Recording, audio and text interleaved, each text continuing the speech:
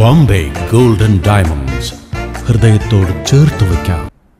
പൊന്നാനിയിൽ എതിർ സ്ഥാനാർത്ഥി ശക്തനല്ലെന്ന് മുസ്ലിം ലീഗ് നേതാവ് PK കുഞ്ഞാലിക്കുട്ടി. കോട്ടക്കലിൽ നേതൃയോഗത്തിന് ശേഷം സംസാരിക്കുകയായിരുന്നു കുഞ്ഞാലിക്കുട്ടി.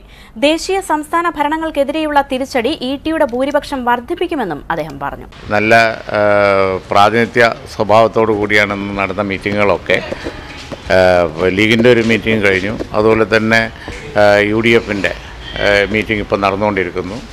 അപ്പോൾ അത് കഴിഞ്ഞപ്പോൾ അവരെല്ലാം ഇപ്പോൾ ഞങ്ങളിപ്പോൾ ഇരുന്ന് ചർച്ച ചെയ്തത് മുഴുവൻ UDFന് വൻ ഭൂരിപക്ഷം ഉണ്ടാവും പൊന്നാനി പാർലി. അതല്ല, മലപ്പുറം കഴിഞ്ഞില്ല, പൊന്നാനിയിൽ UDFന് വൻ ഭൂരിപക്ഷം ഉണ്ടാവും എന്നാണ്. കാരണം രാഷ്ട്രീയമായ അവസ്ഥ UDFന് അനുകൂലമാണ്. അവരുടെ പക്കൽ ജനങ്ങളുടെ അടുത്തേക്ക് പോകാൻ ഒന്നുമില്ലല്ലോ. BJP ആണെങ്കിലും ഇടതുപക്ഷമാണെങ്കിലും ഡെവലപ്മെൻ്റ് ഒന്നും പറയാനില്ല. പിന്നെ ഇപ്പോൾ ഈ അടുത്ത കാലത്തുണ്ടായ സംഭവവികാസങ്ങൾ, അക്രമ രാഷ്ട്രീയം, ഇതൊക്കെ അവർക്ക് നെഗറ്റീവാണ്. അവർക്ക് നെഗറ്റീവായിട്ടുള്ള കാര്യങ്ങൾ മാത്രമേ ഉള്ളൂ.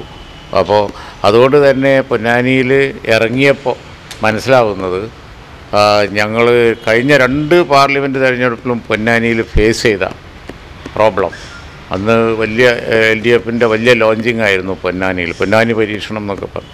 അത്തരത്തിലുള്ള ഭീഷണിയൊന്നും ഞങ്ങൾക്ക് ഇത്തവണ പൊന്നാനിയില്ല.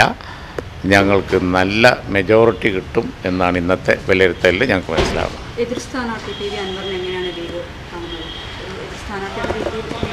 അല്ല, നമ്മളിപ്പോൾ സ്ഥാനാർത്ഥികളെ പറ്റി മോശമാക്കി ഒന്നും പറയാൻ പാടില്ല.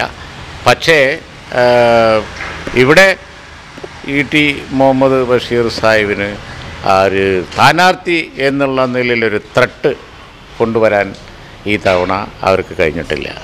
കഴിഞ്ഞ 2 പാർലമെൻറ്റ് തിരഞ്ഞെടുപ്പിൽ ഒരുപക്ഷെ അവർ നല്ല ത്രട്ട് കൊണ്ടുവന്നിരുന്നു, എന്നിട്ടും ഞങ്ങൾക്ക് മെജോറിറ്റി. ഇത്തവണ അതില്ല.